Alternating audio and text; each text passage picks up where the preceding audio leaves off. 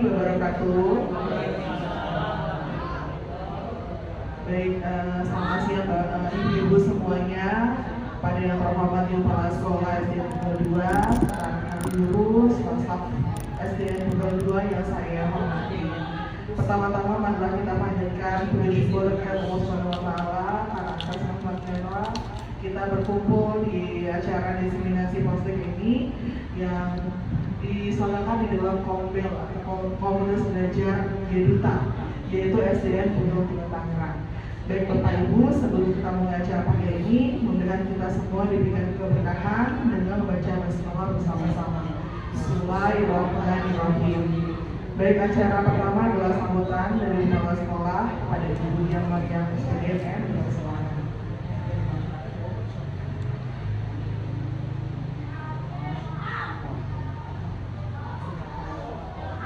Bismillahirrahmanirrahim. Assalamualaikum warahmatullahi wabarakatuh.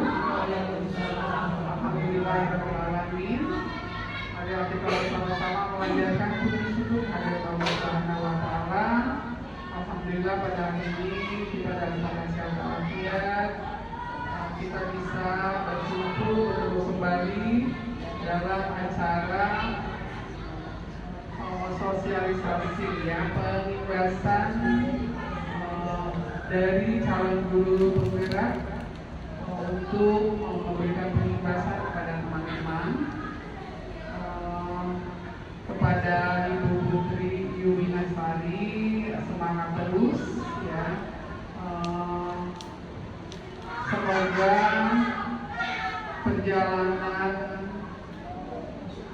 untuk menempuh keberhasilan dari guru penggerak ini berhasil dengan baik, diberikan kemudahan, ya, sukses selalu, dan terima kasih kepada Bu Putri bisa nantinya memberikan berbagi ya ilmu pengalamannya dengan teman-teman di sini, sehingga teman-teman juga termotivasi yang semangat untuk mengikuti calon guru penggerak angkatan selanjutnya. Untuk hari ini saya juga mengucapkan terima kasih pada teman-teman semua yang sudah meluangkan waktunya, yang sudah support ya kepada Ibu Putri.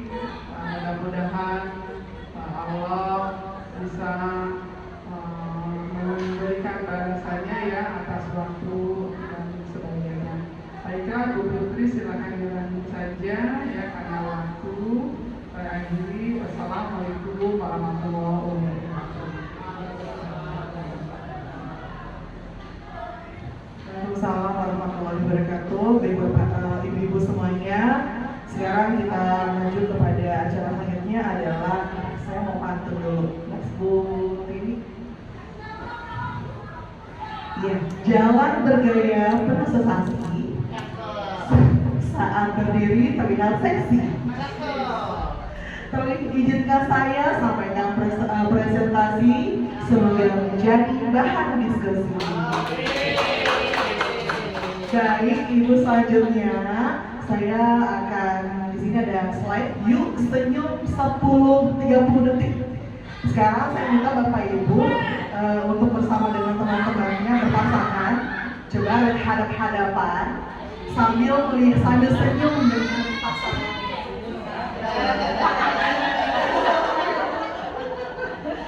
Coba yuk.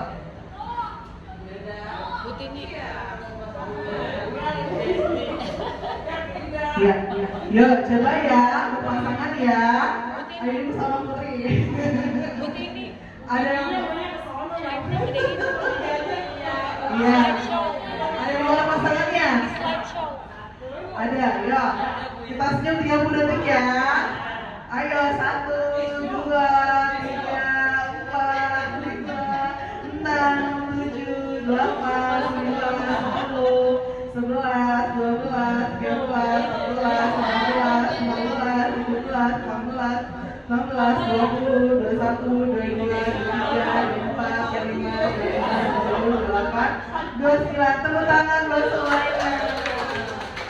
Ya, ini pun kita bisa terapkan di sekolah, di kelas Bapak Ibu ya, supaya nggak terlalu bosan. Bisa kita terapkan di kelas masing-masing dengan anak-anaknya. Anak-anak kita sama-sama berpasangan sama temannya untuk senyum bersama-sama ya. Baik, selanjutnya.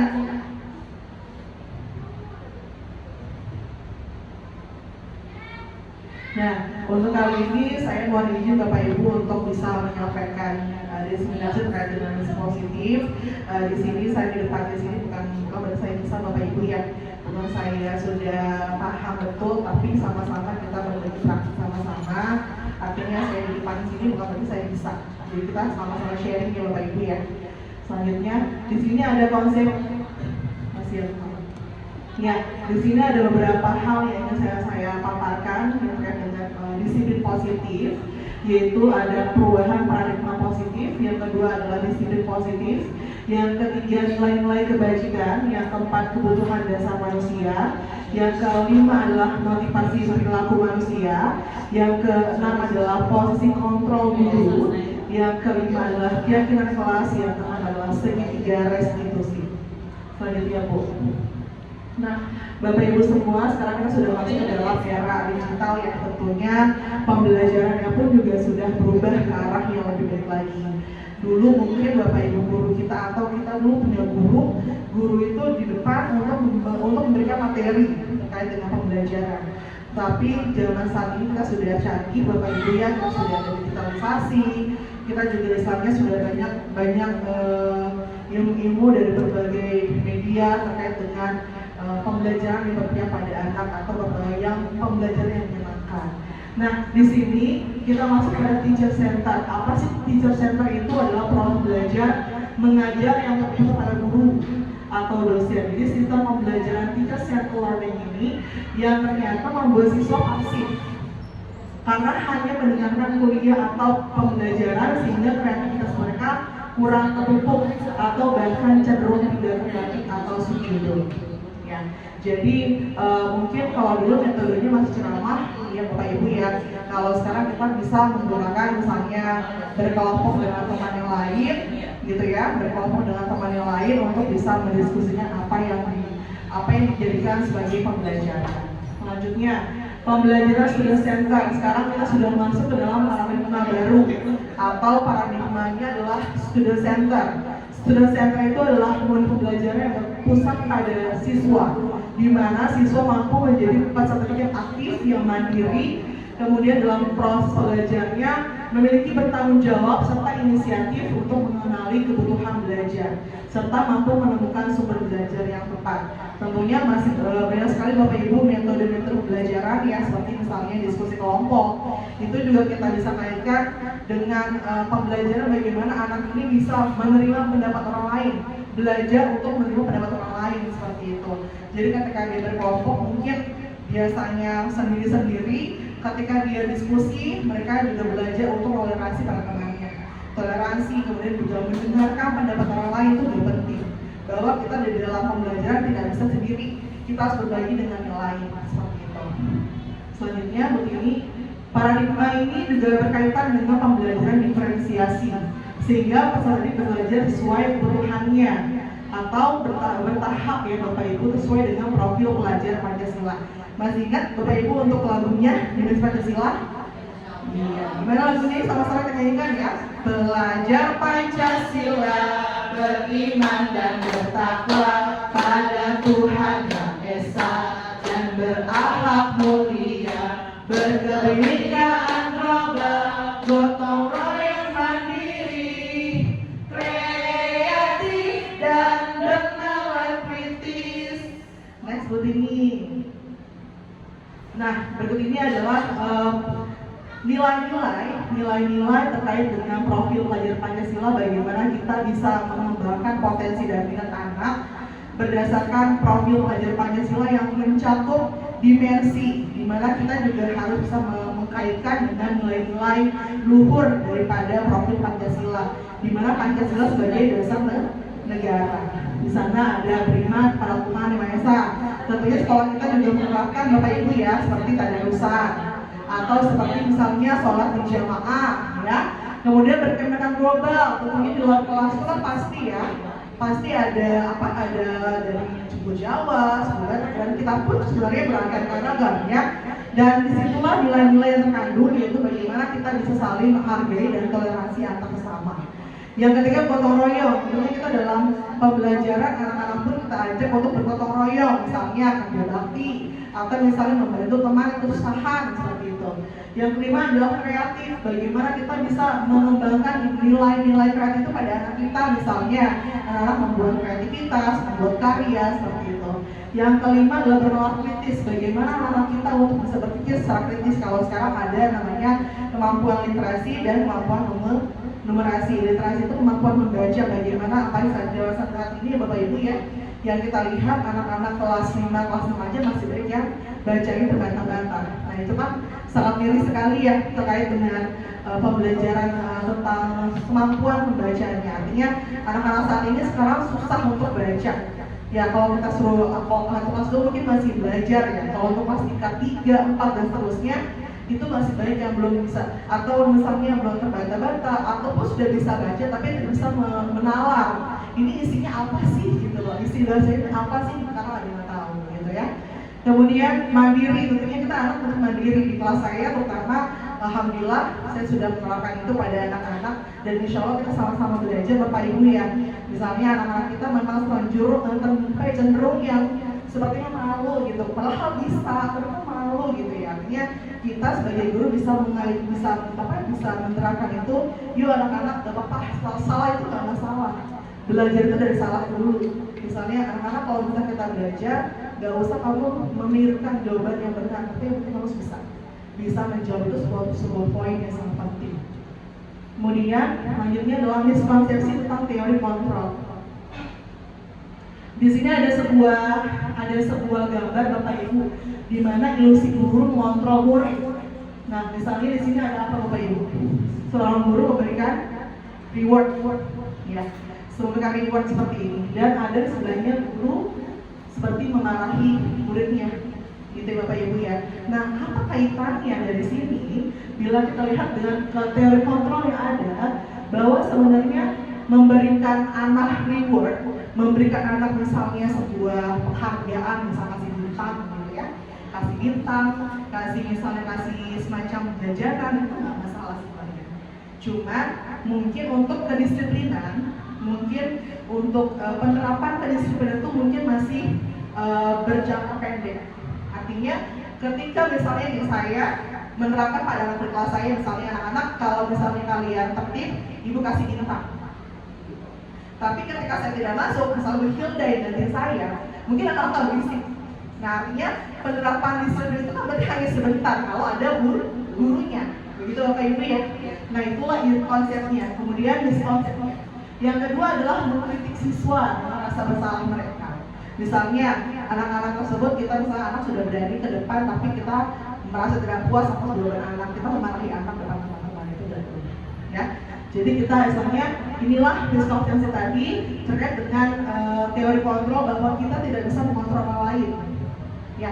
Kita tidak bisa mengontrol orang lain, dan pasti kalau misalnya kita disuruh nyuruh anak misalnya anak-anak kerjaan PR-nya, mungkin ada yang mengerjakan PR-nya, tapi mungkin mereka ada beberapa seperti motivasi, ya, motivasinya mungkin takut dengan gurunya, atau yaudah kerja aja tugas dan dimarahin ibunya, atau mungkin misalnya saya harus menjalani tugas biar nanti dapat nilai dari ibu, kan dari motivasinya nanti kita akan belajar di sini. Jadi, nah di sini merubah paradigma stimulus respon ke pendekatan teori kontrol bagaimana. Nah di sini adalah miskonsepsinya. Di sini adalah teori kontrol yang sebenarnya ada di dunia kita. Mungkin dulu kita menganggap realitasnya kita itu sama, padahal kita itu berbeda. Tentunya mempunyai latar belakang yang berbeda, pasti punya kebutuhan yang berbeda. Anak kita pun juga sama, dengan latar belakang orang tua, keluarga, pasti memiliki kebutuhan yang berbeda-beda, ya. Kemudian yang kedua adalah semua orang memiliki hal yang sama, tentu saja berbeda. Anak kembar aja, mungkin walaupun dia sama ya Bu ya, tapi pemikiran pasti berbeda, seperti itu. Yang ketiga adalah kita mencoba mengubah orang agar berpandangan sama dengan kita. Bisa nggak Bapak Ibu? Kira-kira nggak bisa, ya. Kita nggak bisa mengontrol orang lain sama kayak kita nggak bisa. Jadi kita punya persepsi yang berbeda, itu harus kita hargai. Kemudian perilaku buruk dilihat sebagai suatu kesalahan. Nah, kadang kita juga berpikir pada anak-anak, kamu salah, kamu akan pernah berubah. Padahal dari kesalahan itu kita bisa belajar dari kesalahan, gitu ya. Kemudian orang lain bisa mengontrol saya, bisa nggak Bu, Bapak? Orang lain bisa nggak mengontrol kita semua? Nggak bisa ya. Kita punya kontrol di diri kita ya, yang tidak bisa diubah oleh orang lain, ya. Tapi di sini hanya Anda yang bisa mengontrol diri Anda. Kemudian kalau selanjutnya adalah saya bisa mengontrol orang lain, tidak bisa.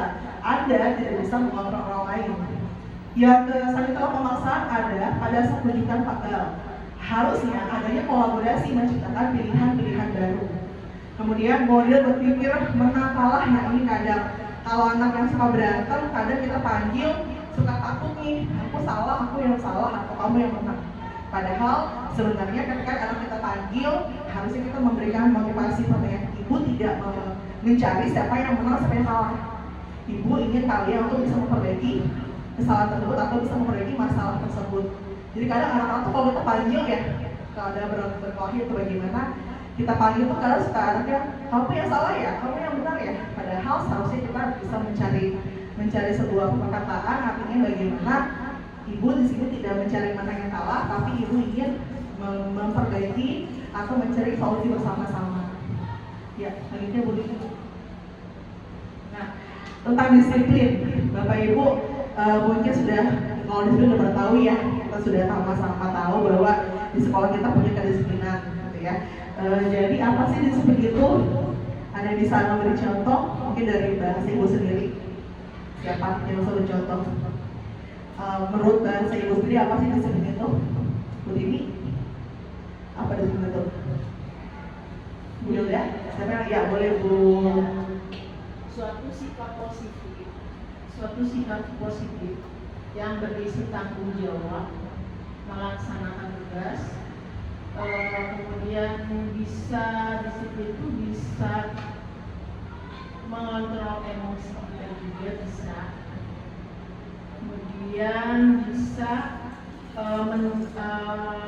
menghargai waktu itu menurut saya. Baik, terima kasih Bu Alicia atas pendapatnya. Benar Bu, bahwa disiplin itu adalah mengacu kepada tanggung jawab ya. Tadi tentang tanggung jawab, tentang menghargai waktu. Pasti disiplin itu berarti berkaitan dengan waktu ya Bu ya, tentu saja. Nah, bagaimana disiplin ini menjadi disiplin positif? Jadi disiplin positif merupakan salah satu cara penerapan disiplin yang bertujuan untuk menumbuhkan kesadaran serta memperdayakan kesadaran tanpa imbalan atau reward atau ancaman atau hukuman. Ya, jadi sebagai titik tujuannya kita adalah menciptakan peserta didik yang memiliki disiplin diri sehingga mereka berperilaku mengacu pada nilai-nilai kebajikan universal dan memiliki motivasi intrinsik dalam perubahan perilaku ke arah yang lebih baik. Nah itu Bu Dini. Nah Bapak Ibu, berikut ini adalah nilai-nilai kebajikan yang sudah kita sepakati atau berkaitan dengan profil pelajar Pancasila, di mana ada beriman, ada berkuliah, pendidikan global, gotong royong, mandiri, bernalar kritis ya. Kemudian kalau menurut Ibu atau primary years programs, toleransi, ada rasa toleransi, ada rasa hormat, integrasi, mandiri, menghargai, antusias, empati, keinginan pengetahuan, kreativitas, kerjasama, percaya dan komitmen. Nah, di 9 pilar karakter inilah ada rasa cinta Tuhan dan segenap ciptaannya, kemandirian, tanggung jawab, diplomasi, hormat, santun, dermawan, dan lain sebagainya. Berikut inilah nilai kebajikan yang ada di sekitar kita. Silakan Bu. Baik, Bapak Ibu, kita masuk ke dalam kebutuhan dasar manusia. Kira-kira apa saja ya kebutuhan dasar manusia? Yang pertama mungkin yang biasanya tuh kayak lemes nih kalau belum apa. Nah, iya belum makan, apalagi mungkin kedua kayaknya ya iya betul Ibu, ada makan kebutuhan dasar kita ya, sandang, pangan, dan papan. Yang kedua adalah iya kalau misalnya kita mungkin butuh juga kasih sayang nggak? Butuh ya, kalau nggak ada sayang gimana? Betul banget ya. Oke, nah sekarang apa itu kebutuhan dasar manusia? Sesuatu yang harus yang harus dipenuhi ya Bapak Ibu ya, yang harus dipenuhi sebagai untuk mempertahankan keseimbangan kondisi visual, fisiologi dan psikolog yang bertujuan untuk mempertahankan kehidupan dan kesehatan. Nah, berikut ini adalah 5 dasar kebutuhan dasar manusia. Yang pertama ada penguasaan, yang ketiga adalah kesenangan, yang keempat adalah bertahan hidup, yang kelima kasih sayang dan rasa diterima, yang kelima adalah kebebasan. Nah, di sini ada studi kasus Bapak Ibu saya bacakan ya. Ibu Juleha guru wali kelas 5 sedang bingung menghadapi ulah salah satu muridnya di kelasnya bernama Tommy. Beberapa anak telah mengeluh Tommy yang seringkali meminta bekal makan siang mereka dengan paksa. Jika Anda menghadapi situasi seperti Ibu Juleha, apa yang Anda lakukan? Menurut Anda kira-kira apa alasan Tommy melakukan hal itu? Berkaitan dengan 5 kebutuhan dasar manusia. Ada anak Bapak Ibu misalnya yang maksa minta bekal punya temannya. Iya. Kenapa? Kira-kira kebutuhan dasar apa yang belum dipenuhi oleh Tommy? Kemungkinannya makan, betul. Mungkin aja dia belum makan atau kebutuhan apa dari kesehatan berarti ya Bu ya. Mungkin yang kedua apa? Kasih sayang. Iya, mungkin juga nggak dikasih sama orang tuanya makannya, atau mungkin ketika dia misalnya mencari perhatian ya Bu ya. Bisa saja mungkin dia minta punya temannya, kemudian temannya bilang ke gurunya gitu kan. Gurunya akhirnya memperhatikan dia kan.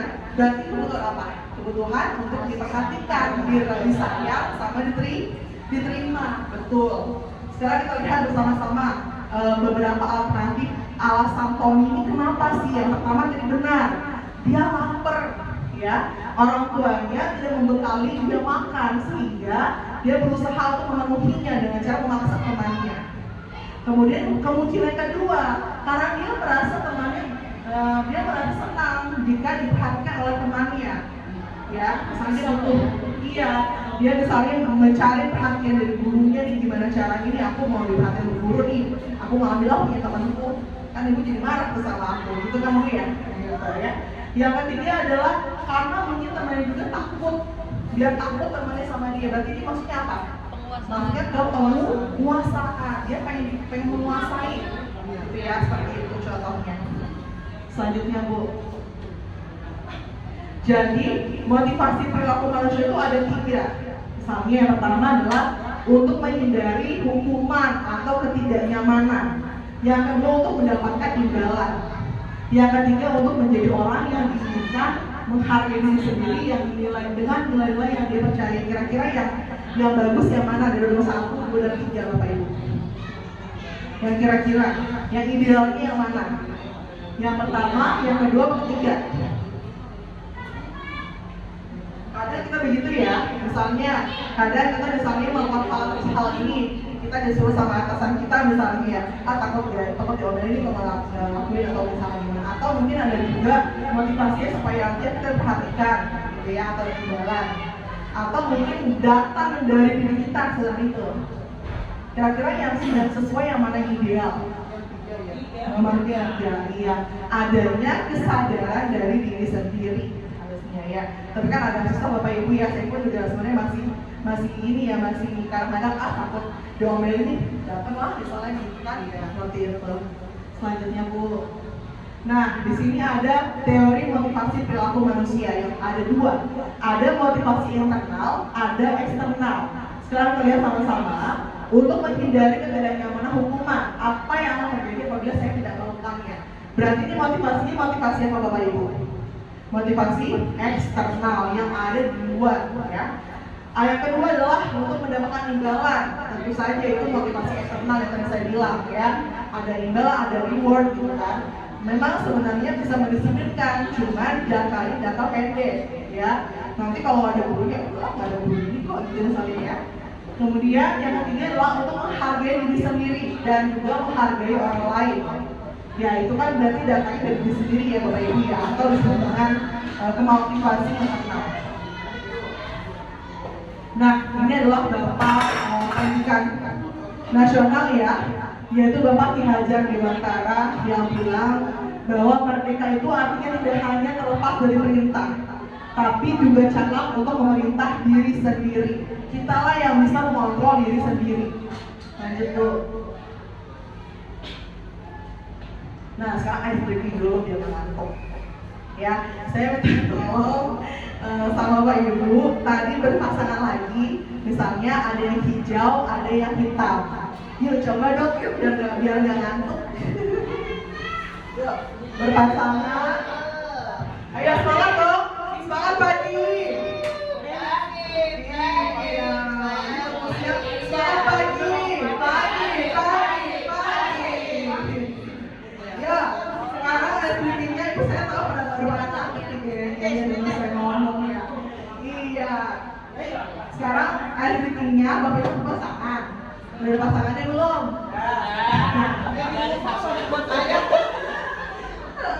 Berpasangan. Nah, kemudian nanti saya bilang hi. Kalau saya bilang kan misalnya Bilda hitam, mulut ini hijau. Sekarang tangannya begini semuanya. Tangannya iya. Kalau saya bilang hitam, iya yang hijau hindar. Paham ya? Ini hitam, saya hitam. Oke, sebelah kanan kita sebelah kiri putih hijau. Yang kiri yang putih dan yang hitam siapa? Angkat tangan. Yang hijau. Ya, oke.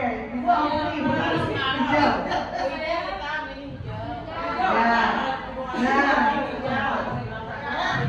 Nah, misalnya saya bilang kiri. Ya kan kalau ini hijau kan? Saya bilang kalau hijau berarti yang mana? Nah, yang hijau bagi aku ya. Aku hijau berarti aku nangkep ibu. Ibu jangan ibu tidak. Oke. Iya, berarti yang disebutkan itu dia menangkap tangan-tangannya. Ada cocok ya. Oke, siap ya? Are you ready? Yes. Oke, sama-sama ya. Ayo konsentrasi.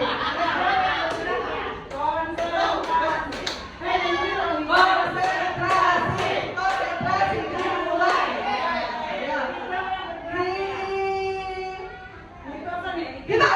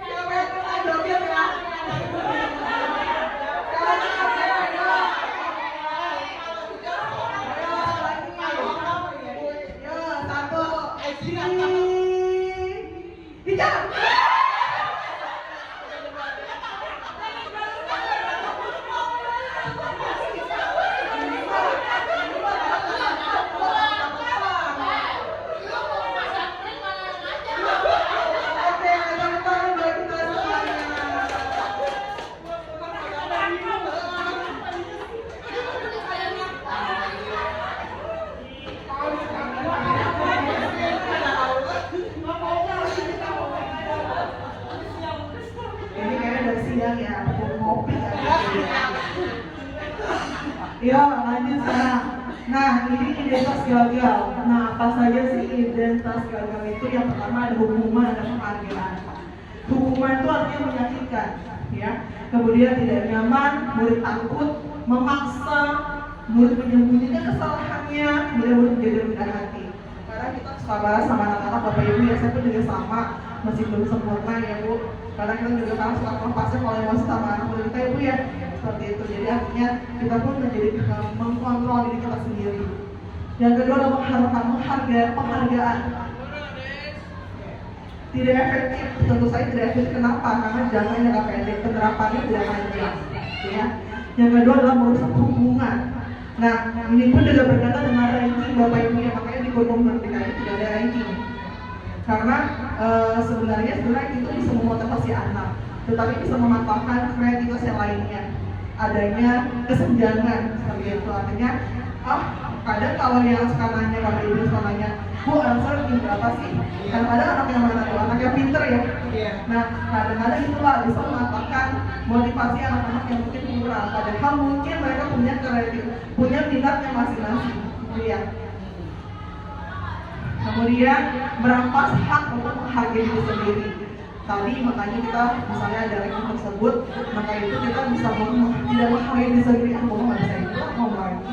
Itu dulu ya. Jadi artinya iya gini kayak gitu. Kemudian nah, yang benar seperti apa sih identitas sukses? Jadi yang pertama adalah konsekuensi. Konsekuensi itu penguatan jangka pendek, perlu monitoring berkelanjutan. Adanya stimulasi, menghormati peraturan, kehilangan waktu untuk memenuhi kesalahan. Sebenarnya konsekuensi ini benar juga, tapi jangkanya pun juga tidak terlalu berjangka panjang, gitu ya. Nah, yang benar itu adalah restitusi yang ideal. Jadi restitusi ini adalah membangun murid tetap menjawab untuk pelakunya. Yang kedua, fokus pada pemecahan masalah jangka panjang, murid menghormati dirinya, teori kontrolnya, dan murid bersemangat untuk memperbaiki kesalahannya.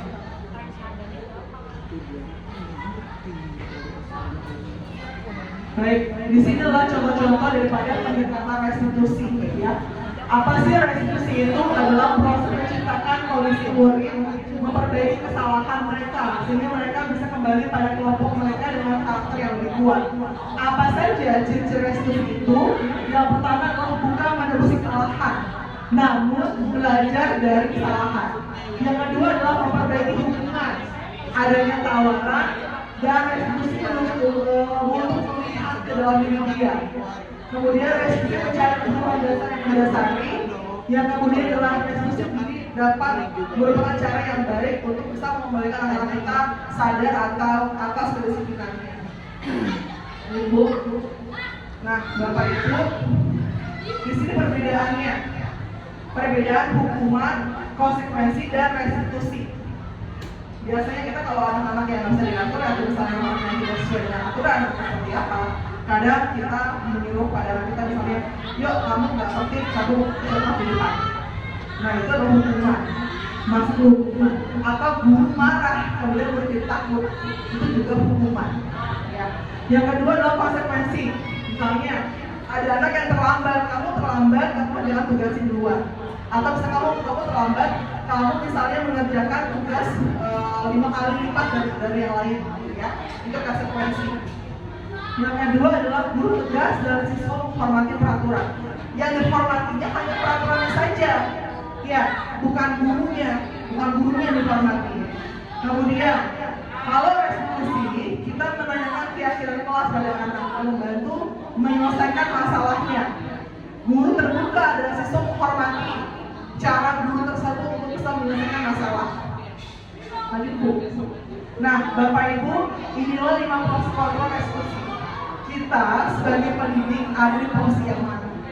Yang pertama, ada sebagai penghukum. Yang kedua, membuat rasa bersalah, atau teman, atau memantau, atau manajer. Nah, sekarang kita sama-sama akan melihat ya, kita masuknya ke mana. Ya, boleh dimakan. Nah, kalau penghukum patuhi aturan sekolah, lalu berdiri di depan kelas. Ini ciri-ciri ya kita kalau penghukum. Yang kedua, kalau memantau, kamu sudah melanggar dalam peraturan tersebut, apa konsekuensinya? Yang ketiga, teman, ayolah tapi anak-anak memang kasihan sama ibu, kayak gitu ya. Itu proses kontrol sebagai teman. Lalu, pembuat rasa bersalah. Berapa kali ibu guru harus memberitahu kamu, ibu guru kecewa sama kamu. Maksudnya mana Bapak Ibu? Maksudnya ke pembuat rasa bersalah. Yang kelima adalah manajer. Kita nanya sama anak, kamu kenapa datang terlambat? Pas kamu punya alasan. Artinya kita bisa memberikan kesempatan anak untuk tahu alasan ini apa yang dia terlambat. Artinya kita bisa menghargai anak ini walaupun dia saat mempunyai kesalahan. Selanjutnya, Bu. Nah, bagaimana caranya? Kita ada kelas itu. Mengapa keadaan sadar harus ada? Nah, mengapa kita memiliki peraturan penggunaan helm saat mengendarai motor? Atau mengapa kita memiliki peraturan tentang penggunaan masker dan mencuci tangan?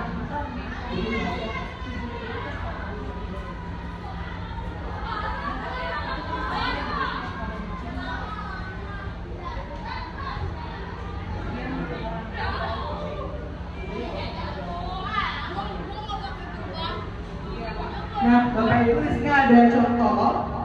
Saya tidak akan terlambat lagi karena terlambat ke sekolah. Itu sanksi atau konsekuensi atau hukuman, Bapak Ibu. Mencatat 100 kali dalam buku kalimat bila anak itu terlambat. Kita berikan hukuman itu. Kira-kira hukuman atau konsekuensi? Apa? Hukuman. Betul hukuman? Kita lihat. Yang benar adalah sanksi atau konsekuensi. Karena ada sanksi.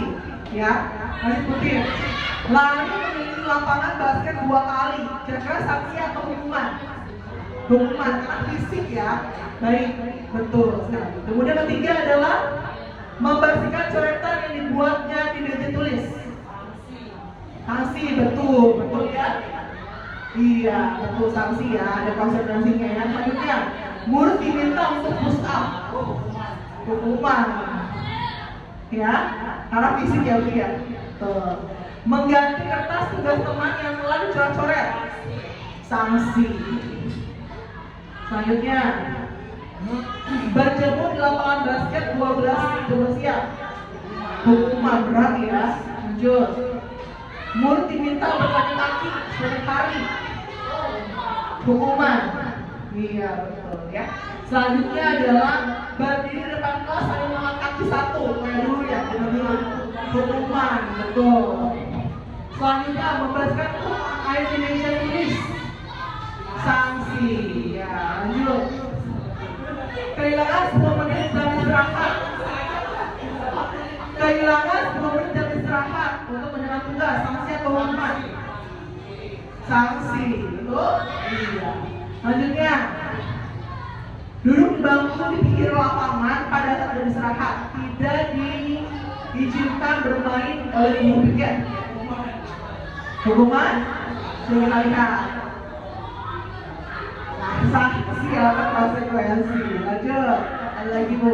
Terlambat hadir di pembelajaran dari 15 menit diminta untuk tinggal 15 menit sesudah kelas itu selesai. Sanksi atau hukuman?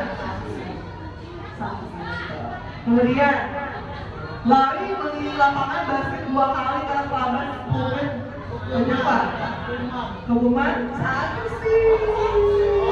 PJOK. Iya. Membersihkan WC sekolah karena makanan pensil tutangnya. Hukuman ya Bu ya? Hukuman. Sekali lagi mungkin. Sudah, berarti betul 10. Oke, tepuk tangan untuk kita semuanya. Ya, bagaimana pembentukan keyakinan kelas? Mungkin di awal MPLS ya kita sudah membuat keyakinan kelas, Bapak Ibu ya. Ya, lebih abstrak daripada peraturan. Kemudian sedikit saja biar mudah diingat. Ya, jadi singkat saja kalau keyakinan. Berupa pernyataan dapat diterapkan di kelas, dibuat dalam bentuk kalimat positif dan juga semua orang kelas hendak berkontribusi dalam pembentukan keyakinan kelas. Ini adalah suatu proses keyakinan kelas yang saya buat dengan anak-anak.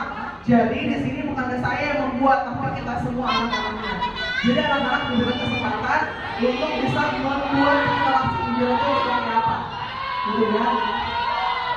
Nah, pertama adalah berdiskusi, kedua adalah menyusun keyakinan kelas dan menempelkannya di kelas. Selanjutnya Bu. Nah, inilah bentuk keyakinan kelas di kelas saya. Ada nilai-nilai kebajikan, ada disiplin, ada tertib, ada kebersihan, dan lain sebagainya. Ini adalah nilai kebajikan yang saya terapkan pada keyakinan kelas. Bapak Ibu pasti sudah tahu juga ya pada MPLS kemarin ya. Lanjut. Nah, sekarang apa sih strategi ketiga restitusi? Yaitu adalah memvalidasi. Pertama adalah menstabilkan identitas. Kita semua akan melakukan hal terbaik yang bisa kita lakukan. Yang kedua adalah validasi tindakan salah. Yang ketiga adalah menanyakan keyakinan kelas. Ini adalah contoh daripada segitiga restitusi, bukan prostitusi ya Bapak Ibu ya. Lanjut. Tahap pertama, apa sih menstabilkan identitas? Artinya kita menanyakan pada anak bahwa melakukan kesalahan itu hal manusiawi. Misalnya kemarin saya menerapkan di kelas ada anak yang terlambat. Itu kami ada 3 kali 4 kali lah terlambat. Kemudian saya panggil anaknya. Saya tanya seperti ini, misalnya Nanda ya, Nanda, kenapa kamu terlambat ke sekolah? Kemudian dia bilang, iya Bu saya telat. Kemudian saya tanya lagi, apa alasan kamu? Iya Bu saya salah sih, kenapa gitu ya. Kemudian saya bilang, baik Nanda, membuat kesalahan itu adalah hal yang sangat lumrah. Semua manusia itu bisa pasti melakukan kesalahan. Nah itulah kalimat yang disebut dengan menstabilkan identitas. Bagaimana anak yang salah ini dan kita lahir gitu ya Bu ya. Artinya kita netralkan dulu supaya dia ini bisa mencari solusinya sendiri gitu. Kita tanyakan dulu, pasti anak ini pasti punya alasannya. Nah yang kedua itulah, nah misalnya berbuat salah itu adalah hal manusiawi. Tidak ada manusia yang sempurna. Lalu kita bisa pasti menyelesaikan masalah ini. Ini kalimat menstabilkan identitas. Ya Bapak Ibu ya. Selanjutnya Bu, artinya ketika anak ini salah, janganlah kita menyalahkan anak ini juga. Mungkin dia punya alasannya. Yang kedua adalah memvalidasi tindakan yang salah. Contohnya, kita menanyakan, kamu kenapa melakukan hal seperti itu? Itu adalah contoh daripada validasi tindakan yang salah. Kita kembali pada kebutuhan dasar manusia ya Bapak Ibu ya. Mungkin anak ini misalnya mencuri, dia punya alasan yang itu salah sebenarnya. Nanti kita cari solusinya di tahap selanjutnya. Kemudian, apa yang penting bagi kamu? Lalu kamu boleh berusaha mencapai sikap itu. Maukah kamu belajar untuk bisa mencari cara lain yang lebih bijak misalnya kayak gitu ya. Itu contoh daripada validasi yang salah. Lanjut Bu, yang ketiga adalah menanyakan keyakinan. Pasti di kelas kita sudah punya keyakinan masing-masing yang sudah disepakati bersama.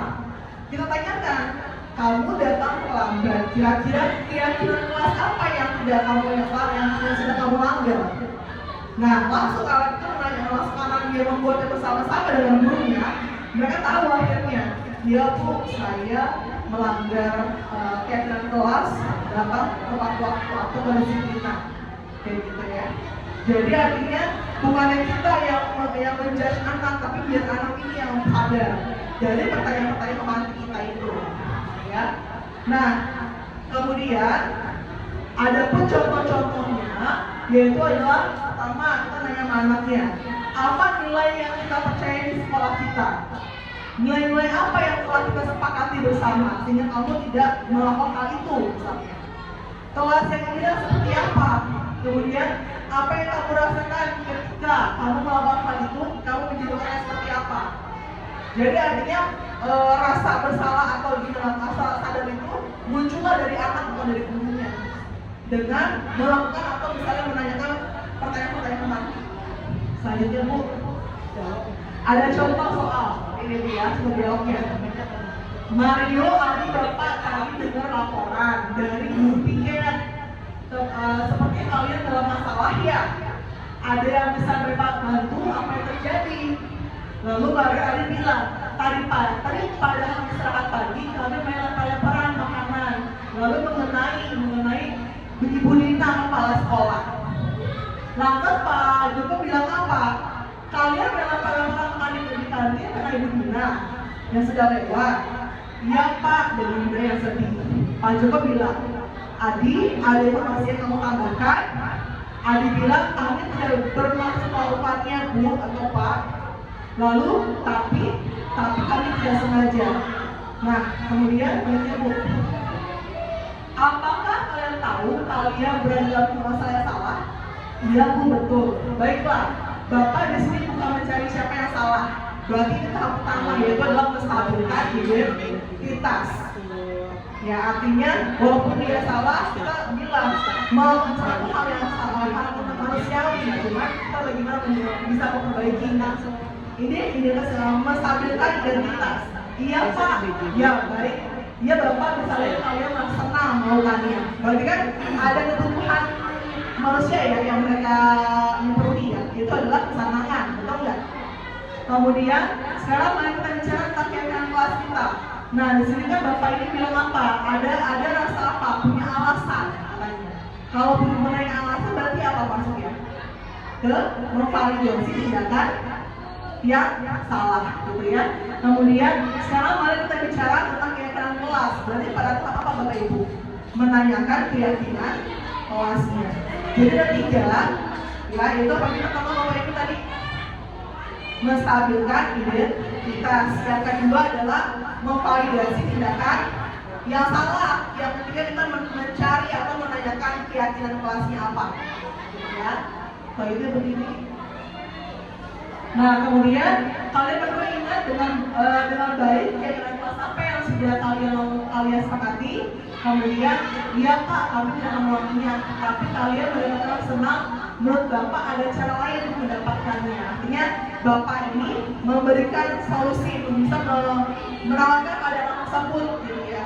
Kira-kira gak hanya dengan level-level loh, pada kesenangan, gitu ya. Ada dengan cara yang lain. Itu begini. Sekian. Ada waktu dari saya.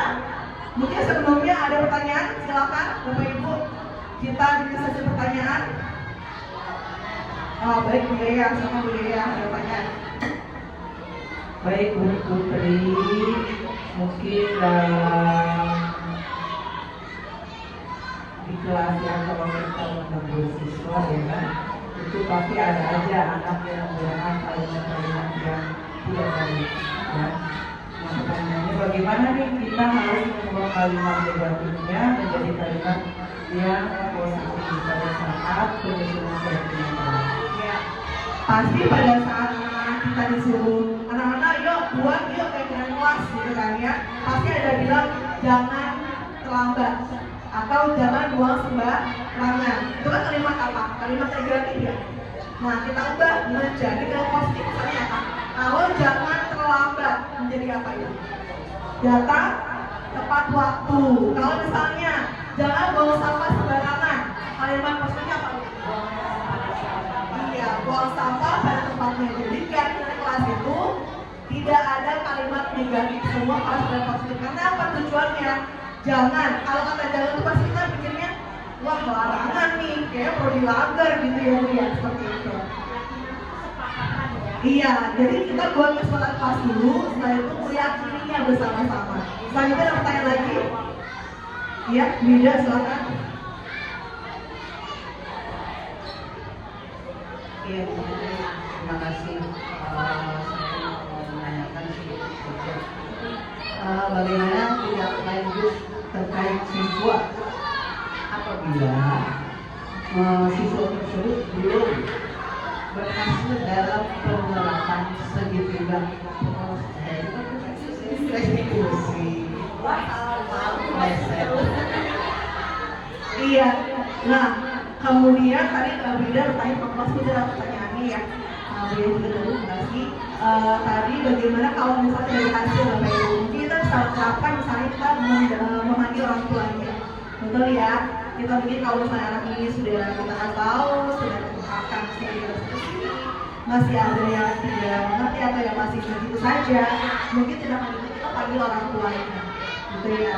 Ceritanya mungkin ada pun anak-anak kan kadang kalau misalnya di kelas gitu ya, kadang nggak mau ngomong. Mungkin kita panggil orang tuanya, barangkali dia orang tua tahu, oh ini anak kenapa.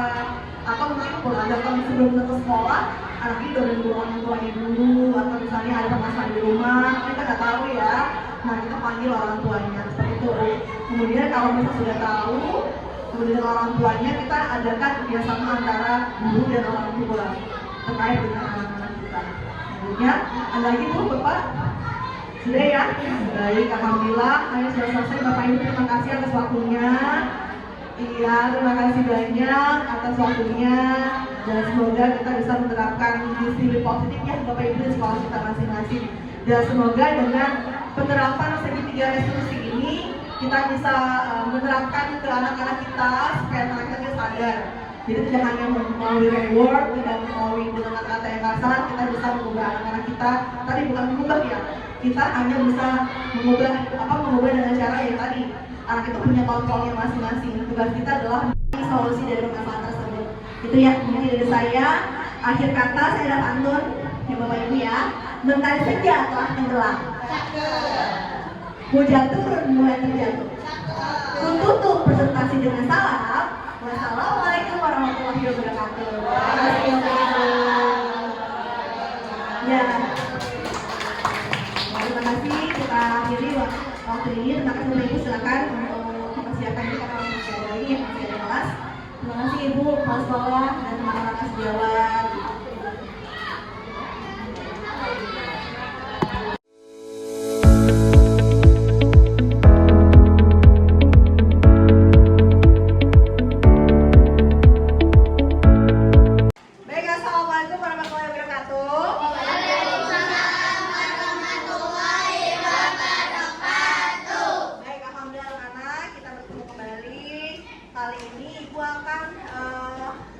Memberikan kalian penjelasan ya terkait dengan keyakinan kelas atau kesepakatan kelas. Sudah buat belum kita? Belum ya? Nah, maka dari itu kita akan buat apa sih kesepakatan kelas itu atau keyakinan kelas itu? Yaitu adalah kita menyepakati bersama. Kira-kira kalau kesepakatan kelas itu yang membuat siapa? Guru atau siswa? Kalau kesepakatan? Iya, guru dan siswa. Kita menyepakati apa hal yang akan berdampak baik kepada sekolah kita, kepada kelas kita, yaitu kebiasaan disiplin positif dengan menggunakan apa? Keyakinan ke kelas. Ibu nanti akan memberikan sticky note pada kalian masing-masing, tulis sama kalian. Kira-kira apa saja ya yang menjadi kesepakatan kelas kita atau keyakinan kelas kita. Artinya, kalau kita sudah menyepakati, berarti kita semua sepakat apa tidak? Sepakat apa tidak? Sepakat terkait dengan hal-hal yang mendisiplinkan kita semua. Paham? Oke ya. Jadi nanti ketika terjadi pelanggaran atau apa, nah kita kembalikan pada kesepakatan kelas. Yang pertama, oke, baik anak-anak semuanya, ibu ada 2 kartu di sini. Yang pertama apa ini namanya? Kesepakatan kelas yang menjadi keyakinan kelas. Nanti ibu akan kasihkan kalian sticky note. Ini kamu isi apa saja yang menjadi kesepakatan kelas kita. Isinya satu saja masing-masing. Satu orang masing-masing satu. Ya, jadi pertama adalah kalian berdiskusi dengan teman. Kedua, kita menyepakati, kita akan menyusun apa saja, lalu kita rumuskan bersama-sama. Paham? Jadi nanti kamu tulis di sini ya. Nah, tandakan di sini, ya. Paham teman-teman semuanya? Oke, sekarang ibu akan bagikan kelompok ini warna kuning deh. Ini, warna kuning, warna kuning. Warna pink ya. Ini warna kuning.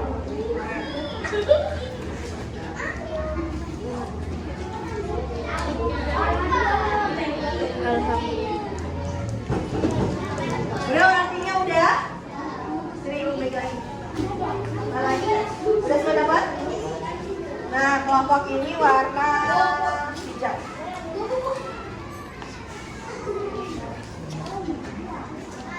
Ya, silakan kalian tulis satu orang satu ya. Kalau sudah selesai boleh kalian ya, silakan selamat berdiskusi atau menuliskan.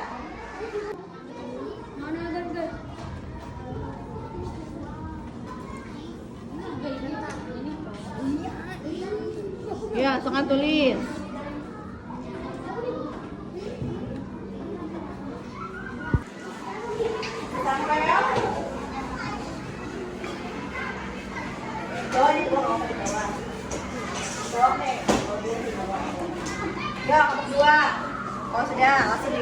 silakan.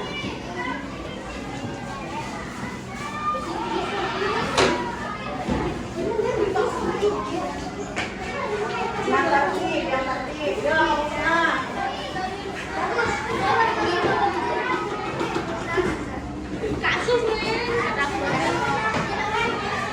Nah, dekat lagi.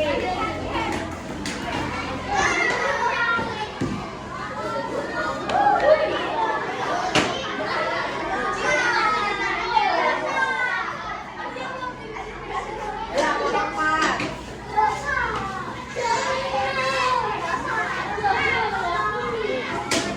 Awas muka kelihatan.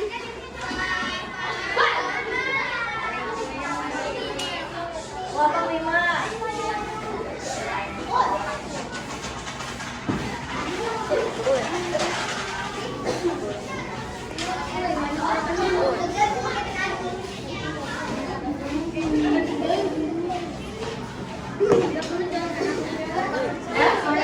Baik anak-anak, sekarang kalian sudah menempelkan di dalam kesepakatan kelas kita ya.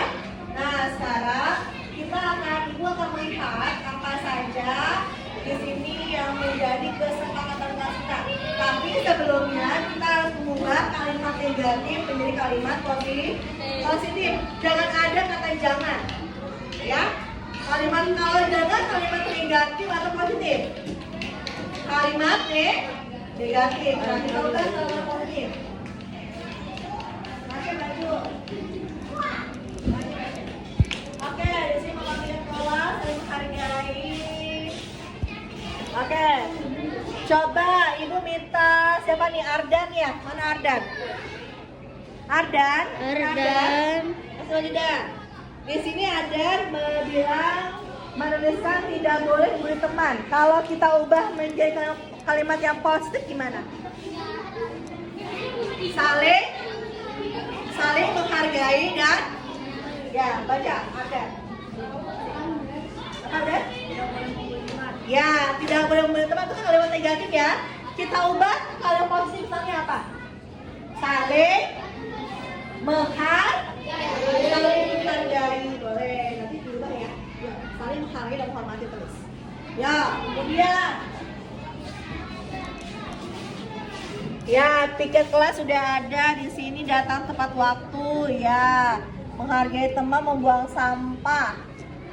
Tiket kelas di sini, kesepakatan bersama. Oke. Kebaikan tiket ya, mendengarkan guru. Nah, ini siapa yang mendengarkan guru nih? Siapa yang nulis? Hafiz ya. Hafiz boleh kalau lengkapi. Misalnya apa? Majipis, tipis. Majipis, silakan. Mau sini aja. Nah, mendengarkan ibu guru. Kira-kira kalimat yang lengkapnya gimana coba? Menyimak pembelajaran. Berarti menyimak pembelajaran ya. Oke, coba. Menyimak pembelajaran. Kemudian tidak boleh buat gaduh. Siapa nih? Tidak boleh membuat gaduh. Akbar ya? Akbar, ini. Baca masih ke depan.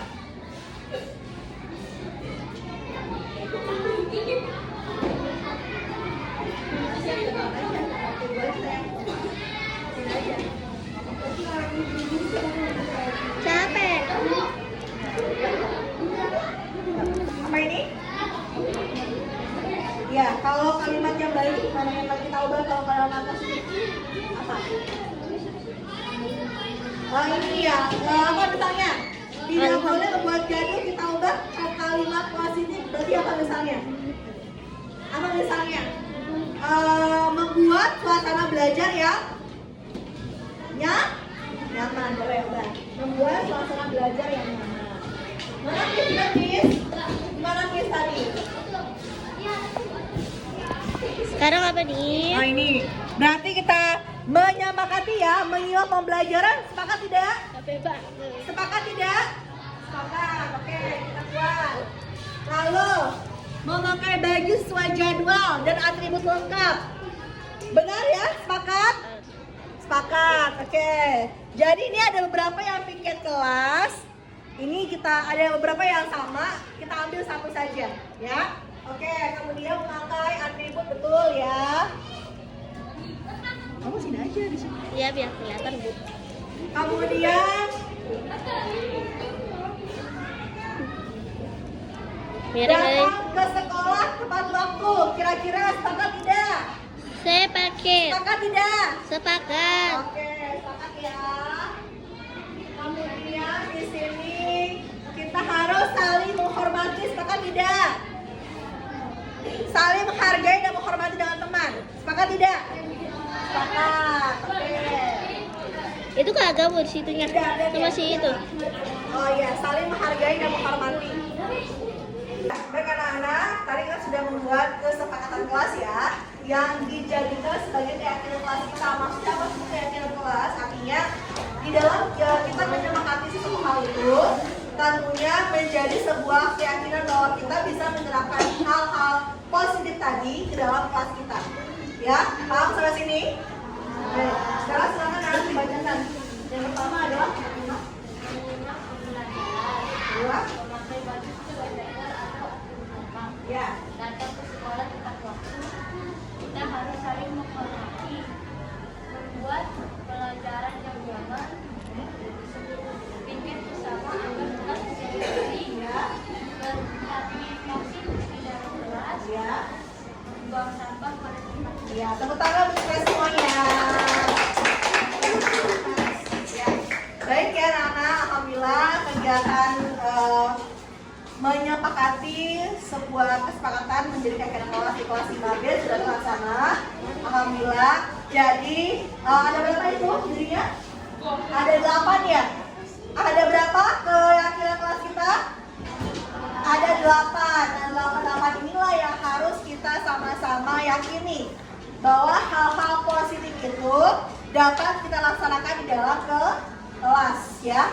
Nah, Bu, bagaimana kalau yang melanggarnya? Nah, nanti Ibu akan menindaklanjuti dengan cara bagaimana? Dengan membuat sebuah kebijakan kebajikan nilai yang akan tertanam pada diri kalian. Bisa dipahami anak-anak? Oke, ya sudah. Terima kasih. Sekarang boleh perwakilan meminta ketua kelas, wakil, bendahara, silakan ke depan. Kita tunjukkan kesepakatan kita kelas sama. Ayo, silakan. Ayo, Naya, Akbar, sama Hafiz ke depan. Iya, boleh. Iya, harus. Iya, betul. Ayo ke depan. Akbar, Naya, sama Hafiz.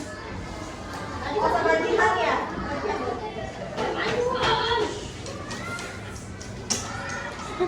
Ya, silakan. Ya, maju. Nasya. Kita lihat sama-sama ya. Nah, ini berdua. Nah, ini dia keyakinan kelas 5B. Yuk, sambil lihatin dulu. Sambil setuju tangannya? Ya. Mulai ke kelas ke sini. Dan sini dong. Akbar ke depan. Si Habis nggak kelihatan mukanya. Terima kasih ya, akan kembali. Ya, baik anak-anak, terima kasih atas hari ini ya. Wassalamualaikum warahmatullahi wabarakatuh.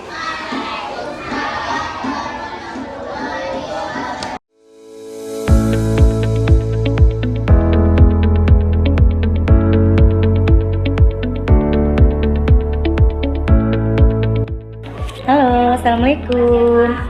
Saya Ibu Yaya Maftuha dari SDN 22. Saya mengajar di kelas 6C. Setelah saya menyimak pemaparan dari Ibu Putri yang berkaitan dengan dimensi budaya positif, saya jadi mengetahui ya posisi kontrol guru sebagai manajer. Dimana kita sebagai guru itu harus tahu segitiga restitusi di mana ada 3 tahapan dalam menyelesaikan kasus pada siswa.